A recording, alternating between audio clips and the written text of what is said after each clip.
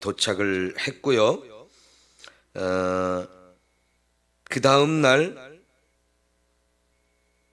이 전도자 일행들이 함께 예루살렘 교회에 가서 야고보에게 가고, 그 야고보에게 갔을 때에 장로들도 다 거기 있었다 그랬습니다. 여러분, 여기 19절에 18절에서 야고보와 장로들 이야기는 나오는데 다른 사도들 이름은 나오지 않죠? 이때쯤이면 지금 AD 60년이 조금 넘은 때거든요. 60년 정도, AD 60년 정도 됐고요. 그 10년 후에는 예루살렘이 로마에 완전히 멸망을 당하게 되는 때예요. 그리고 예루살렘에서부터 이제 오순절 성령 강림 사건 이후에 강력하게 복음이 증거된 지 이제 한 30년 약간 못 되는 그런 때쯤이라고 우리가 볼 수 있거든요. 그러면 왜 여기에 사도들의 이름이 하나도 등장하지 않을까요? 그거는 사도들이 이제 다 바울처럼 사방으로 복음을 전하기 위해서 여기저기 흩어졌기 때문에 그렇습니다. 지금 이 사도행전에는 앞부분에서는 베드로를 중심으로 해서 복음 전한 게 나오고 13장 이후에는 바울 중심으로 복음을 전한 이야기가 나오지만 예수님의 제자가 12명이나 되잖아요. 그 12명의 사도들도 이제는 사방으로 복음을 전하기 위해서 흩어져서 이렇게 복음을 전하는데 간 겁니다. 아마 그 12명의 사도들이 복음을 전하러 가는 이야기를 다 기록을 했으면 사도행전의 내용이 엄청나게 많았겠죠. 그죠? 지금 여기 사도 바울이 3차에 걸친 선교여행을 마치고 예루살렘에 왔을 때 AD 60년경인데 이때는 그렇게 사도들도 다 선지 사방으로 흩어진 거예요. 어떤 사람은 아프리카로, 어떤 사람은 아시아 동쪽으로, 어떤 사람은 북쪽으로, 어떤 사람은 남쪽으로 이렇게 사방으로 이렇게 복음을 전하러 다니게 된 거죠. 그리고 여기 야고보는 예수님의 동생으로서 예루살렘 교회의 감독으로 있기 때문에 선교를 하러 떠나지 않았다고 봐야 되겠고요. 여기 장로들도 다 있었다 그러는데 이때쯤 예루살렘 교회 장로들은 약 70명 정도가 되었다 그래요. 왜냐하면 유대인의 그 사내들인 공의회처럼 예루살렘 교회도 그런 조직을 갖춘 거죠. 야고보가 감독으로 있고 그들과 함께 장로님들과 함께 교회를 지도하는 이런 상태였으니까 예루살렘 교회가 꽤 조직을 갖춘 그런 교회로 성장하고 있는 것을 우리는 볼 수 있어요. 그리고 여러분 19절에 보면 바울이 이들에게 선교 보고를 하지 않습니까? 특별히 한번 같이 읽어봅시다. 19절 시작. 바울이 무난하고 하나님이 자기의 사역으로 말미암아 이방 가운데서 하신 일을 낱낱이 말하니 그들이 듣고 하나님께 영광을 돌리고 그랬습니다. 자, 여러분, 바울이 이 선교 보고를 여기 예루살렘에 왜 와서 할까요? 바울은 안디옥 교회에서 파송을 받아서 계속 3차에 걸친 선교를 했잖아요. 그 두 번의 선교 여행을 마치고는 항상 안디옥까지 가서 복음을 전합니다. 아마 이번에도 예루살렘에 들렸다가 안디옥에 또 가서 보고할 생각을 갖기는 했을 텐데 그렇게 되지는 않았어요. 예루살렘에서 체포가 돼가지고 감옥에 갇히기 때문에 그렇게 안디옥까지는 가지 못하지만 어쨌든 바울은 이 선교 보고를 예루살렘에 와서 하는 것을 굉장히 중요하게 생각을 했단 말이죠. 왜 그럴까요? 이제 바울은 교회의 조직 이런 부분에 순종을 하고 있는 거라고 볼 수 있습니다. 바울이 그렇게 안 해도 누가 뭐라고 할 사람은 없지만 바울은 예루살렘 교회의 중요성을 인정하고 있는 거예요. 그리고 교회가 가진 그런 조직 이런 것들을 인정하고 그래서 여기 예루살렘까지 와서 보고를 하는 겁니다. 여러분 우리가 신앙생활을 할 때 나 혼자 신앙생활을 하는 게 아닙니다. 교회에 소속돼서 우리가 신앙생활을 하는 거고요. 교회는 당연히 조직을 갖고 있잖아요. 그러면 그 조직에서 결정하고 조직의 일원이 돼서 거기서 함께 활동을 하는 거, 그 조직에 따르고 순종하는 거, 이런 거는 사실 당연한 것이라고 봐야 되는데 가끔 보면 교회를 무시하거나 교회 조직을 무시해버리는 이런 사람들이 있어요. 이건 결코 옳지 않습니다.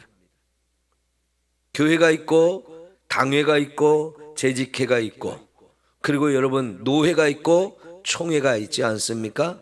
우리가 이런 노회나 총회 이런 데를 다 소속이 돼서 거기에 함께 일원이 돼서 그 조직체 속에서 우리가 함께 순종도 하고 신앙생활을 한다는 거, 이게 필요한 겁니다. 그래서 우리가 교회의 이런 조직을 인정하고 거기에 순종하는 거, 평소에 저와 여러분이 그 속에서 함께 신앙생활 한다는 것을 잊지 않기를 바랍니다.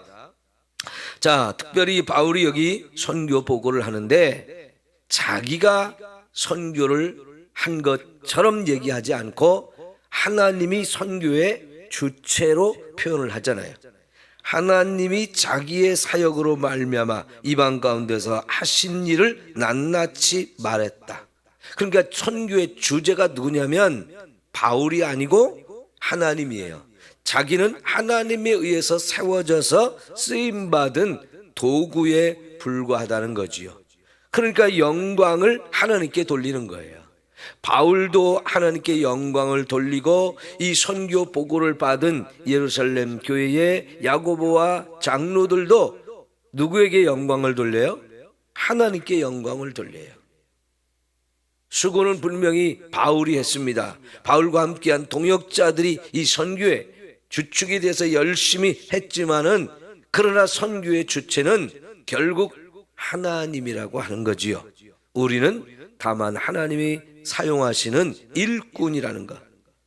우리를 통해서 많은 일이 이루어졌지만 그 우리를 통한다는 것이 하나님이 우리를 통해서 일하신 것이다. 이렇게 고백을 하는 거지요.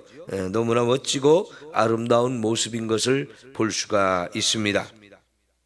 자, 특별히 여러분, 바울이 이 예루살렘에 와서 선교 보고를 할 때 또 한 가지 중요한 임무가 있었죠. 그게 뭐냐면 지금 이 예루살렘 지역이 기근이 들어서 많이 어렵고 가난한 성도들이 많아가지고 아시아나 유럽의 이런 교회들에서 구제헌금을 해서 가지고 온 그 헌금이 있는데 상당히 큰 액수죠. 그것을 또한 전달하기 위해서 왔었는데 그 상황을 우리가 로마서 15장에서 확인을 좀 한번 해보겠습니다. 로마서 15장 25절에서 27절까지입니다.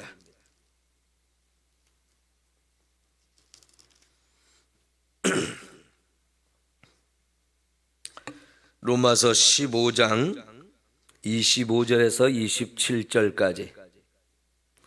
사도행전 바로 다음에 로마서가 있죠.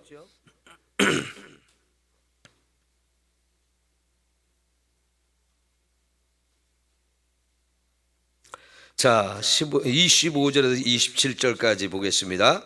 그러나 이제는 내가 성도를 섬기는 일로 예루살렘에 가노니, 여기 성도를 섬기는 일, 이게 바로 예루살렘 교회 성도들을 위해서 구제헌금을 전단하는 일입니다. 이것을 위해서 예루살렘에 가노니 이는 마게도냐와 아가야 사람들이 예루살렘 성도 중 가난한 자들을 위하여 기쁘게 얼마를 연보하였음이라.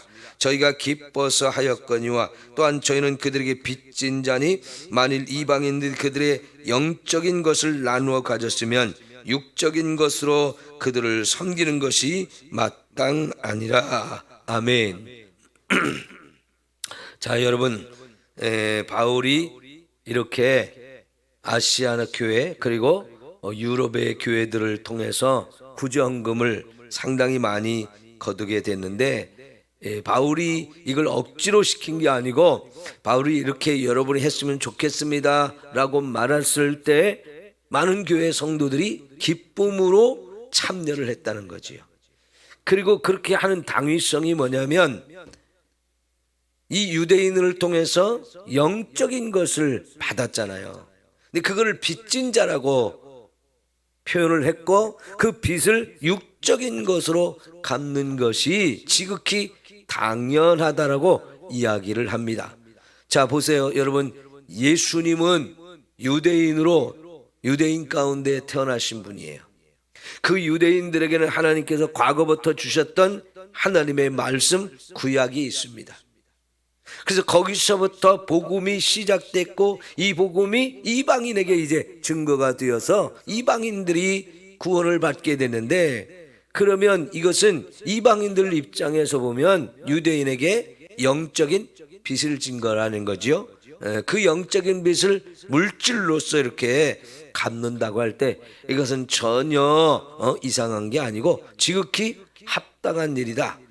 그리고 이것을 들은 많은 성도들이 기쁨으로 헌금에 동참해서 이렇게 많은 연보를 해서 예루살렘 교회에 전하게 됐다는 거지요. 자, 이제 다시 사도행전 21장으로 돌아옵니다. 오늘 사도행전 21장에는 그 헌금을 전달한 이야기는 없기 때문에 로마서 15장에서 그 부분을 확인해 드린 겁니다. 자, 그런데 이제 20절 중간에 보니까 그대도 보는 바에 유대인 중에 믿는 자 수만 명이 있으니 다 율법의 열성을 가진 자라. 내가 이방인은 모든 유대인을 가르치되 모세를 배반하고 아들들에게 할례를 행하지 말고 또 관습을 지키지 말라 한다는 말을 그들이 들었도다. 문제가 있는 것을 지금 야고보가 바울에게 말하고 있는 거예요. 바울은 여기까지 기쁨으로 왔어요. 오순절 이 명절을 여기서 지키고자 하는 마음도 있어서 그 오순절 이전에 오려고 참 서둘러서 여기까지 왔습니다. 그런데 이제 바울 앞에 어려움이 딱 놓여 있는 거예요. 자, 그 어려움이 뭡니까? 유대인 중에서 믿는 자가 수만 명이 되었다. 참 감사하죠. 이 예루살렘의 교회가 계속 성장을 한 거예요. 바울이 여기저기 다니면서 수많은 영혼에게 복음을 전하고 수많은 이방인 지역에 교회가 세워져서 많은 영혼이 구원을 받은 것처럼 예루살렘에서도 계속해서 복음이 증거돼서 놀라운 부흥이 이루어져서 이렇게 수만 명이나 예수님을 믿게 되었다는 거지요. 여러분, 이 얼마나 감사한 일입니까? 네. 우리 교회도 뿐만 아니라 한국 교회도 다시금 이런 부흥의 역사가 있기를 우리 기도합시다. 너무너무 중요한 거예요. 교회는 성장해야 됩니다. 왜요? 그냥 크기를 키우자는 얘기가 아니고요. 죽어가는 영혼에게 복음을 전해서 많은 영혼을 구원해야 된다는 거지요. 근데 요즘에 우리 한국 교회는 이 성장을 멈추고 오히려 쇠퇴해서 반토막이 났는데도 교회가 정신을 못 차리고 복음 전하는 걸 안 해요. 이거는 너무나 교회가 병이 들었다는 얘기입니다.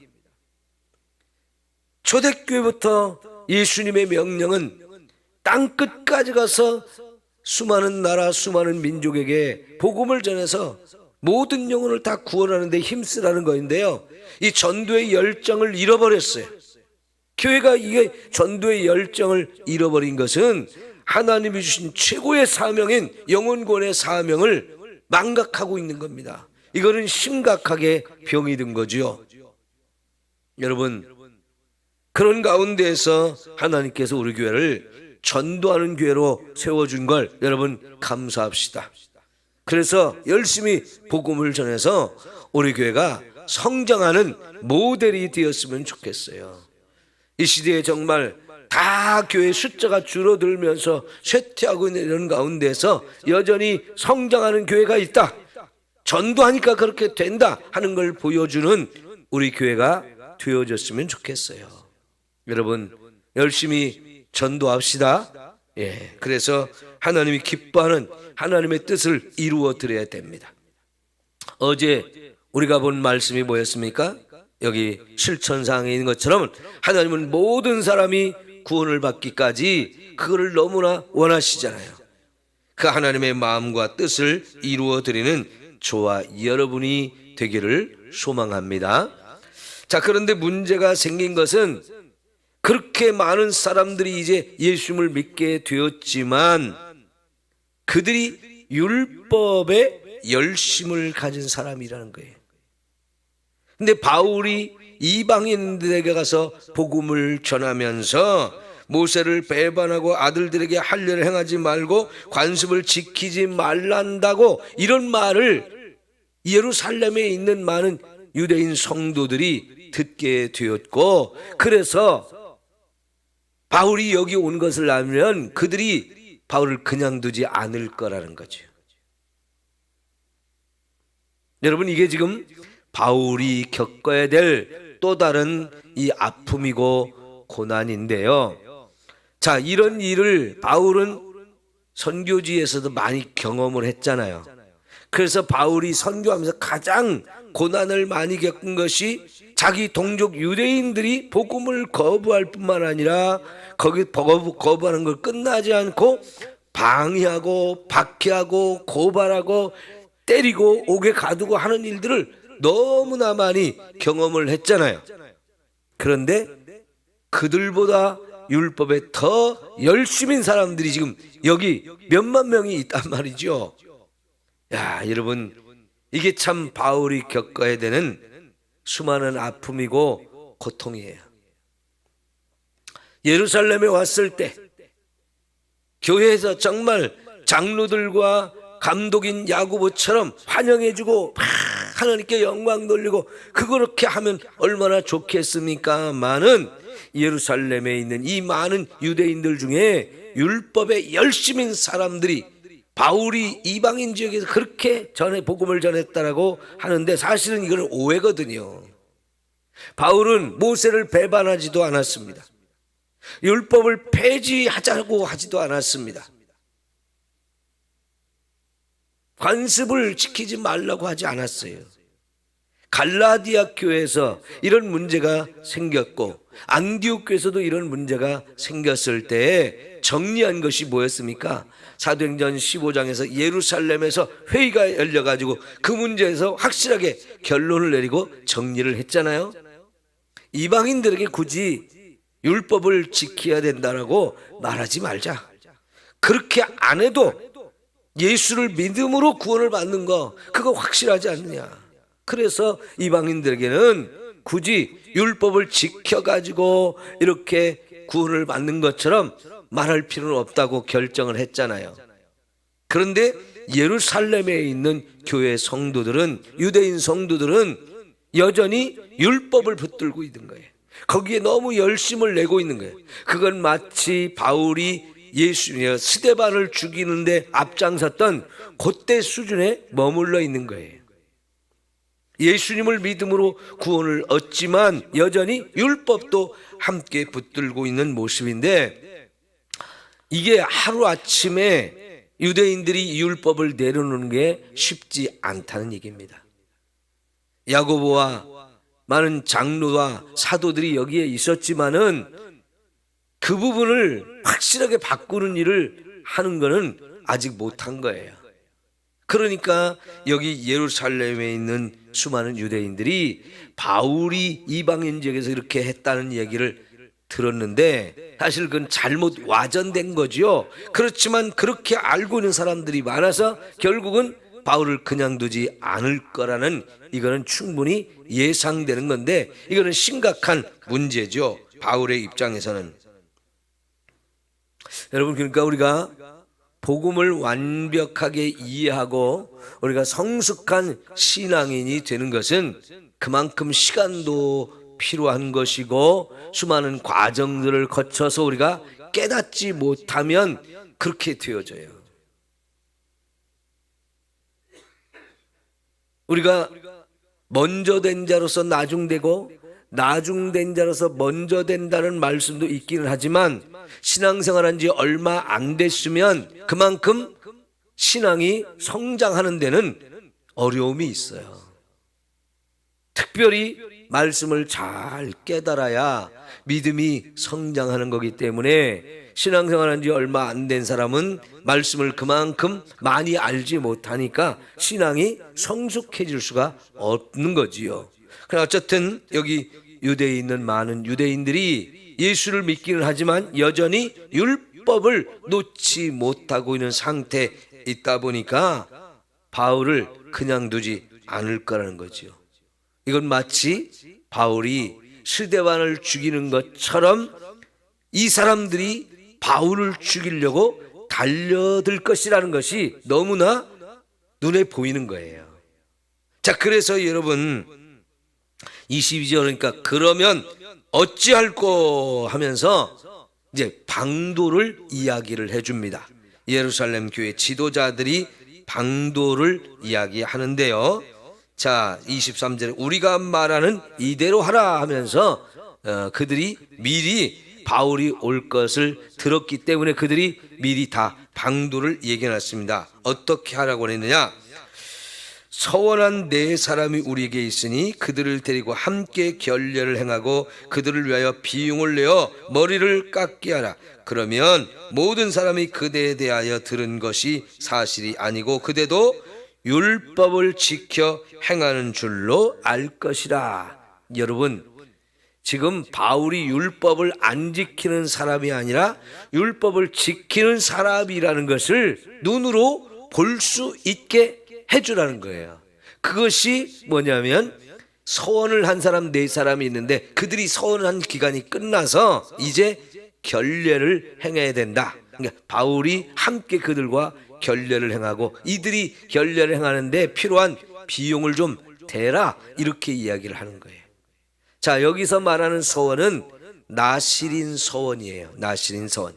여러분, 바울이 고린도 교회를 떠날 때 서원을 했고 그 서원 기간이 다 끝나서 갠글에 하여서 머리를 깎았다는 이야기가 나오잖아요. 그러니까 바울도 구약의 율법을 지키는 부분들을 확실하게 우리에게 보여주고 있는데, 여기 예루살렘에 왔을 때도 그렇게 하라는 거예요. 자, 보세요. 결례가 뭐냐면 정결하게 하는 예식이에요. 정결하게 하는 예식. 그러니까 이방인, 유대인들은 이방인 지역에 갔다가 오면 자기가 더러워졌다라고 생각해서 반드시 자기를 정결하게 하는 예식을 합니다.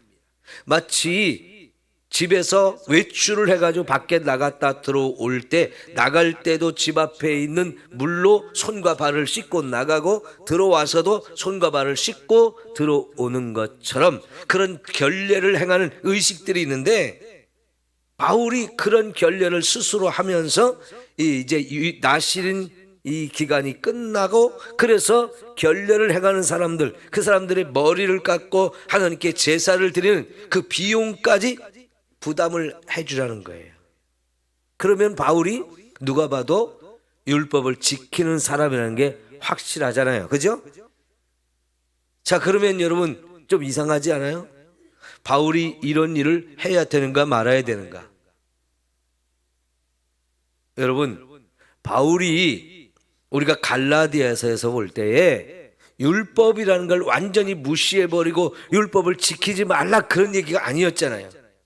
다만 율법을 가지고 우리가 죄를 깨닫고 죄인인 걸 알고 이제 예수님께 가서 그 죄를 고백하면서 용서받는, 여기에는 율법이 반드시 필요해요. 그러니까 예수 믿는 사람도 율법이 없이는 안 되는 거예요. 그러나 거기서 한 걸음 더 나가서 이 율법을 통해서 내가 지켜가지고 하나님 앞에 의롭게 인정받아서 구원받겠다, 이거는 잘못됐다는 걸 가르치는 거잖아요. 그러니까 바울이 율법을 완전히 무시하고 안 지키는 사람은 아닌 거예요.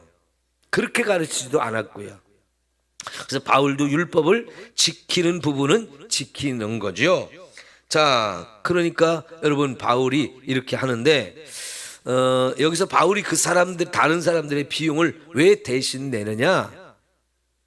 이거는요, 유대인들이 그렇게 이런 나실인의 서원을 하고 이럴 때 가난한 사람들이 제물을 드려야 되는데 양이나 염소, 그래서 여기서 속죄제를 지내야 되고 번제를 지내야 되고 화목제를 드려야 되고 소제를 드려야 되는데 여기에 양이나 염소 이런 것들을 드릴 만한 힘이 없는 가난한 성도들을 위해서는 부유한 사람들이 대신 내주는 게 유대인들의 전통이에요.